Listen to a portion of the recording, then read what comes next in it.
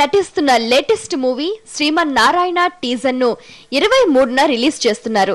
Parvati Milton, నిషా చావ్లా హీరోయిన్లు, Ravi C Kumar దర్శకుడు. చిత్ర ఆడియోను August 6న, సినిమాను సెప్టెంబర్లో రిలీజ్ చేయడానికి నిర్మాత ప్లాన్ చేస్తున్నారు.